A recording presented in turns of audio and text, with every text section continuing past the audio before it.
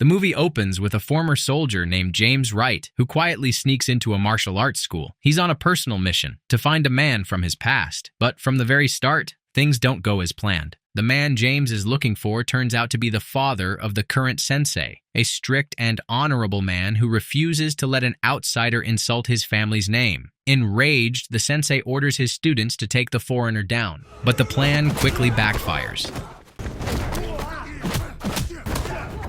James moves with brutal precision, taking them down one after another until the sensei realizes this is no ordinary intruder. It's a man trained for war. Finally, the sensei calls off his men and demands to know who this stranger is and what he wants. Before the truth can come out, the story flashes back in time to the year 1942. It was the height of World War II. Japan was completing construction on a brutal prison camp known as the March of Death, part of its plan to seize the remaining strongholds in Southeast Asia. Amidst the chaos stands James Wright alongside the body of his fallen comrade, whom he has just buried with his own hands. But war never allowed peace for long. By the next morning, Japanese soldiers began sweeping through the jungle, searching for any survivors. Hidden nearby, James tried to distract them by tossing a stone, and then launched a sudden attack. He managed to take out one enemy and even set off a mine against them. For a brief moment, it looked like he had the upper hand. But the forest was filled with more soldiers than he ever imagined. Forced to retreat, James darted through the trees, but they quickly spotted him. In one last act of defiance, he hurled his knife. But before anyone could fire, the commanding officer stopped his men. Instead of killing him, he ordered, "Take the British soldier alive. Bring him to the camp." Inside the camp, prisoners passed time by making spiders fight inside small wooden boxes. It was their only entertainment, until the day James arrived. The moment he stepped through the gates, every eye turned toward him. The camp's colonel immediately recognized something different about this man. James wasn't an ordinary captive. He was once a commander in the British Air Force, a man used to giving orders, not taking them. Fearing his influence, the colonel quietly decided to have him executed away from the others. At first glance, it looked like James had accepted his fate, but beneath that calm exterior, he was ready to strike. When the executioner's sword came down, James dodged it in a flash, killing 3 guards in the blink of an eye. He fled into the dense jungle and stumbled upon the wreckage of a crashed plane, but his freedom didn't last long. Startled by movement in the dark, he dropped his knife and fell into a hidden trap. The soldiers dragged him back to the camp, eager to show their commander the man who had dared to kill their comrades. The colonel examined him closely, ripping the dog tag from his neck. Hidden under his belt, he discovered a medal for heroism, a symbol of courage. Wing Commander, James Wright. Impressed, the colonel changed his mind. Instead of executing James, he ordered that he be taken to the barracks and given rest. But James's brief moment of mercy wouldn't last. By morning, he would be forced into another deadly fight, one he was unlikely to survive. Later that night, one of the guards suggested killing James while he slept. But the colonel refused. He wanted everyone to witness what would happen to those who defied his authority, a lesson in fear and control. Locked inside a cramped cell, James met a small group of fellow prisoners, most of them Americans. Among them were 2 men who stood out, one with a thick beard and another named Gabriel. They tried to stay hopeful, asking if the British Army was planning a rescue, but James stayed silent. From what they'd heard, there had once been Vietnamese captives too, but none had survived. James recalled his own downfall. When his squadron approached the target, enemy fire tore through their planes.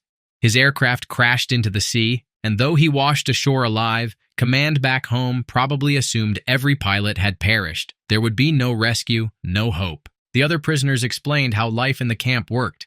Every morning began with labor, punishment, and humiliation. Tomorrow, they said, he'd be introduced to the rules by Captain Collins. But James already knew his fate. He had killed Japanese soldiers during his escape attempt. He wasn't expecting lessons. He was expecting execution. Still, a part of him wondered if he could escape again. The men quickly warned him that it was impossible. The camp stood on an isolated island surrounded by water, guard towers, and armed patrols. Anyone who tried to run was quickly caught or killed. This camp was meant for the strongest, the most valuable prisoners. Their strength was used to build fortifications and barriers under brutal supervision. Far to the north was another prison, the original March of Death. No one knew what really happened there. The only thing everyone agreed on was this: no one ever came back. The next morning began with sharp shouts echoing through the camp. Soldiers trained in perfect formation under the rising sun. The air rang with boots striking the ground and the sound of discipline. It was also the hour of punishment. James was dragged into the yard with his hands tied, but in front of the gathered prisoners, the commander suddenly ordered his ropes cut. He wasn't done with him yet. The colonel had something much bigger planned. 2 other prisoners were brought forward, accused of stealing an extra food ration and hiding it under their bunk. Their punishment wouldn't be execution, but something far worse, a fight to the death against the camp's top fighter. The fighter was a terrifying sight.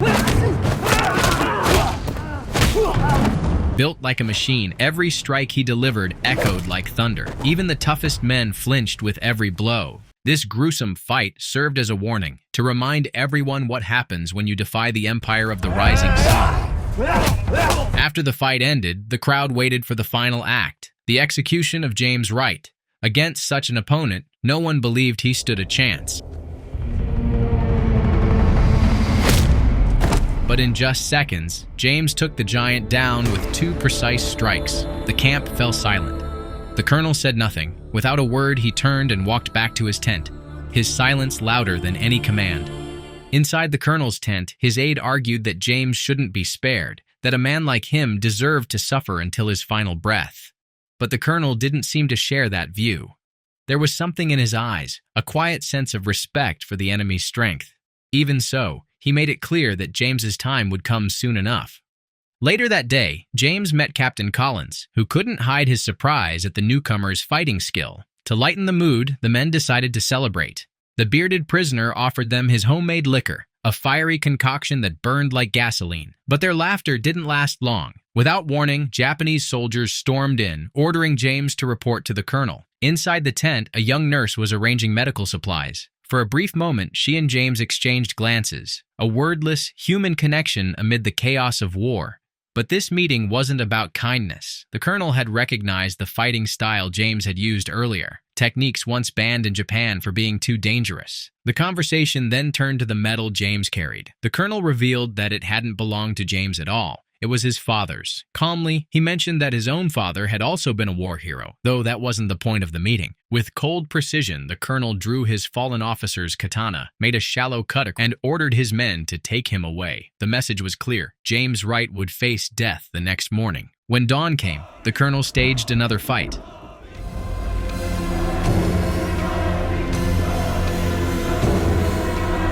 Knowing that James's forbidden style wasn't built for handling multiple attackers, he sent 3 of his strongest men against him.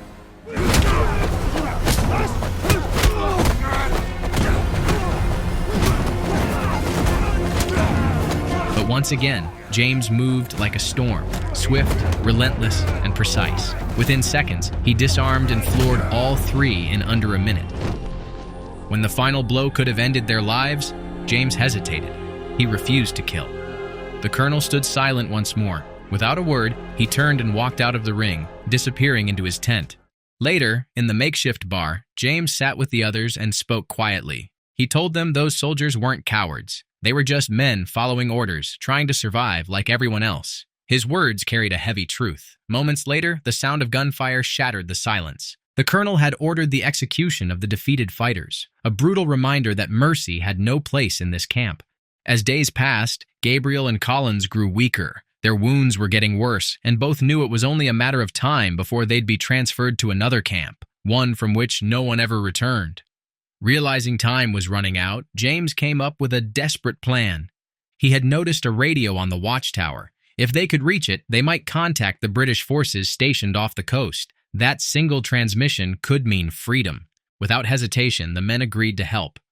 During their next work shift, they started a commotion among the prisoners, drawing the guards' attention. The soldier on the tower climbed down to break up the fight, giving James the chance he needed. He sprinted toward the tower, climbed to the top, and ripped the radio from its post before hiding behind a stack of sandbags. Just as he prepared to leave, he was spotted, not by a guard, but by the same nurse he had seen earlier. Moments later, a soldier tried to harass her. She refused his touch and took a hard slap across the face. But still, she didn't betray James's presence. Safely back in the barracks, James hid the radio. The men decided to wait before sending a signal. For now, they just listened, hoping to catch a voice, any voice, from the British or American forces out at sea. But their hope didn't last long. The next morning, the colonel ordered an unscheduled assembly. Someone had tried to escape, and he intended to find out who. Among the prisoners, James noticed one man acting nervous. Too nervous. That evening, he decided to confront him. Under the dim light, the truth came out.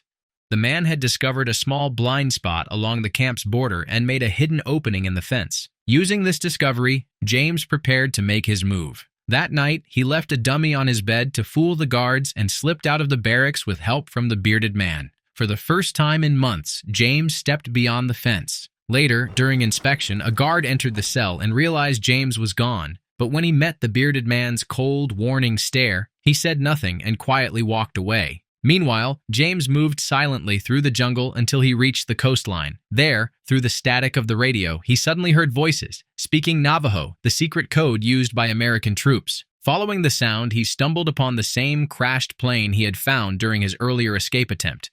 Near its broken frame, he noticed a metal towing hook, and a new plan began to form in his mind.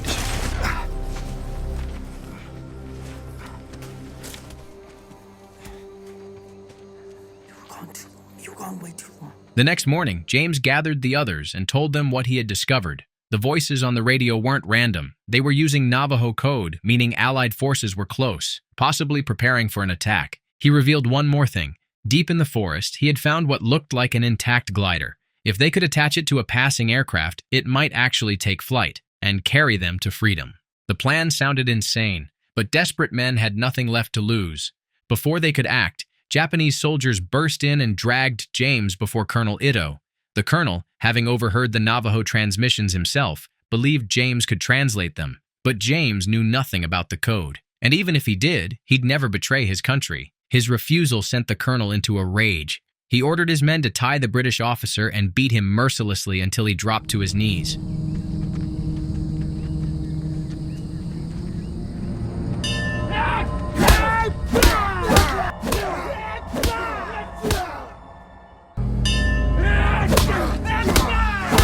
Blow after blow landed. The sound of sticks cracking against flesh echoed through the tent. When James finally collapsed, the guards untied him, planning to finish the punishment with their fists. But that's when his true instincts kicked in. Summoning the last of his strength, James fought back.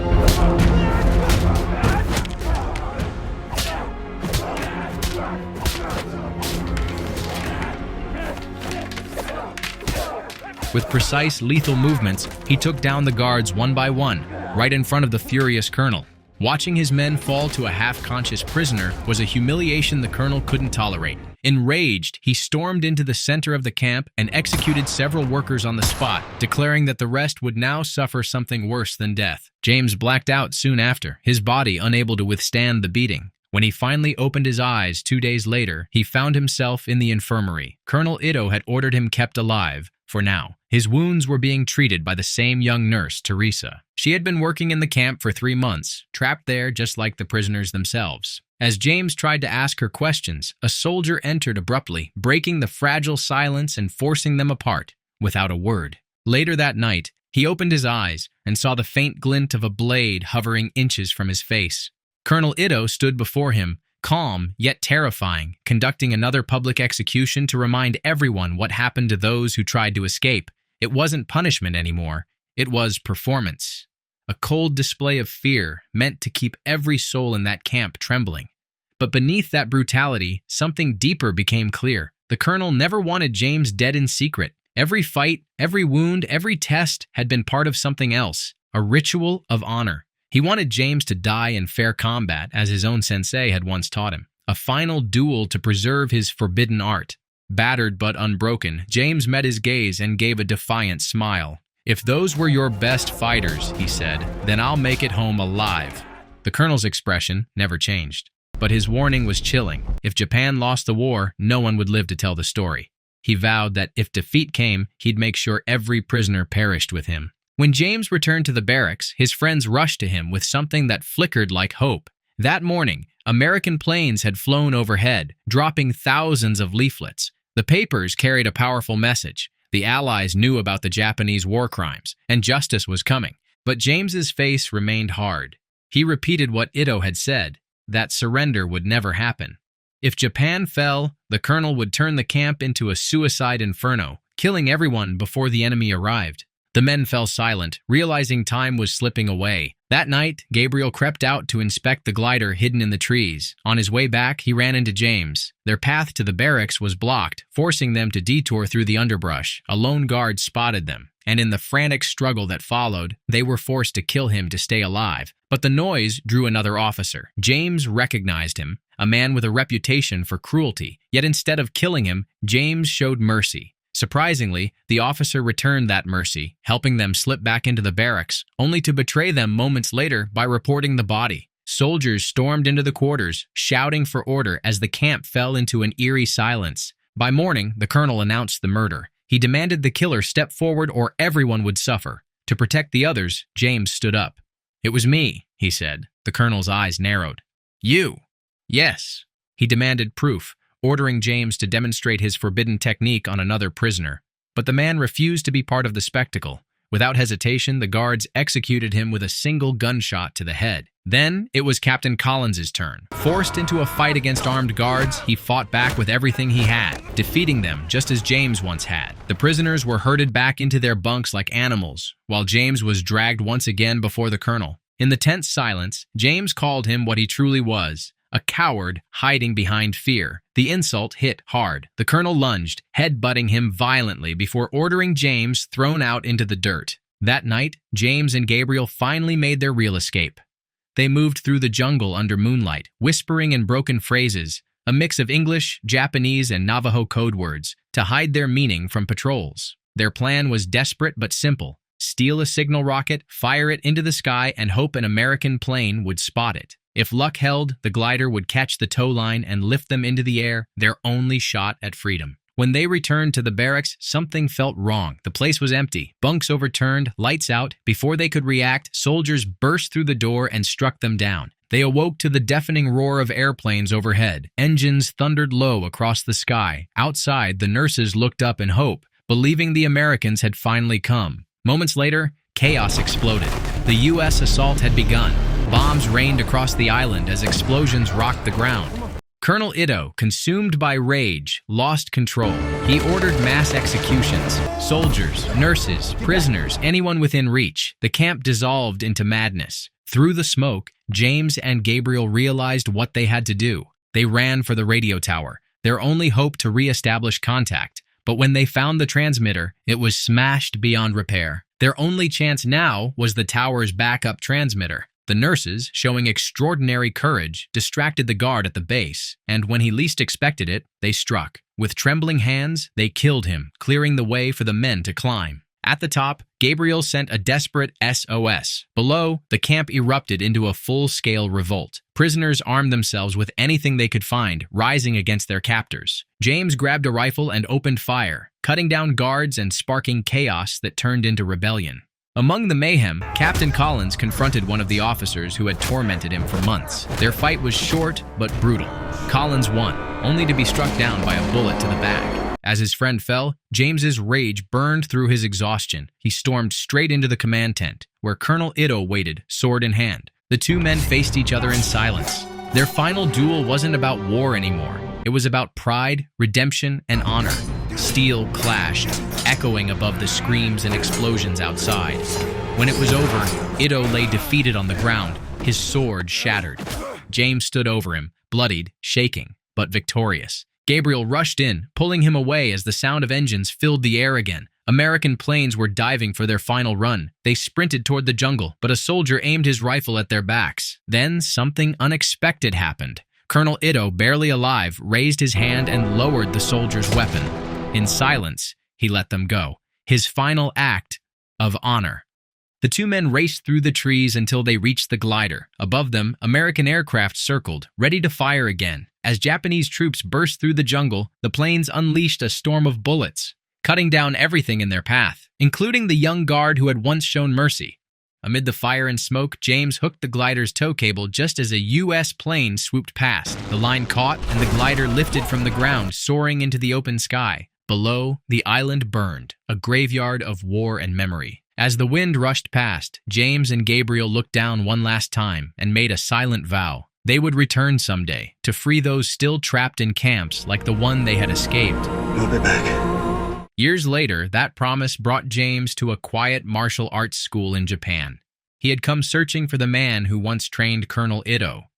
The current master listened as James told his story. When he mentioned the colonel's name, the man's eyes softened. His father, the old sensei, had passed away a year earlier, but before he died, he had spoken of a foreigner who would come one day carrying the forbidden techniques of their lineage. The master asked James to show them. With calm precision, James moved through each deadly motion, fluid, exact, and filled with restrained power. When he stopped, the master nodded in silent awe. The techniques were real. He then opened a small wooden box and revealed a medal and a dog tag, both belonging to James's father. The two men stood there, united not by battle, but by understanding. No words were needed. In that moment, two warriors, once divided by war, shared the quiet peace of mutual respect. With that, the story ends here. Please don't forget to like and subscribe to our channel for more interesting recaps.